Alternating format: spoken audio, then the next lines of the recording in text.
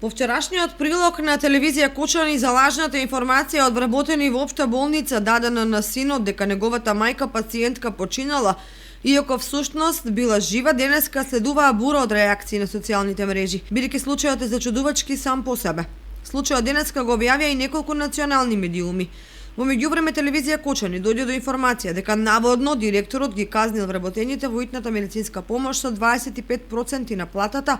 за 6 месеци, затоа што никој не сакал да каже кој лажно го информирал синот дека мајка му е почината. Со цел да ја провериме информацијата, се обративме до лицето за односи со јавноста, при што ни беше одговорено дека не е точно оти директорот се заканувал кон вработените со било каква казна и дека согласно Законот за здравствена заштита се утврдува дека постои одговорност кај вработените со давање на изјави од нивна страна. По однос на шпекулацијата дека поедини вработени се надпреварувале кој прв, која погребална фирма ќе извести започненот заради преземање на погребот, за што следувала парична награда од 2000 денари, ни беше одговорено дека никој нема пријавено ако постои такво нешто, односно дека не знаат. Инаку телевизија Кочани пред подолго време информираше за инцидент околу тоа која фирма ќе ја преземе работата со погребната церемонија на пациенти кои ќе починат во болницата, како и за тоа кои оператори на кој начини биле форсирани. Ама очигледно во таа насока досега не е реагирано, па врските продолжиле да функционираат.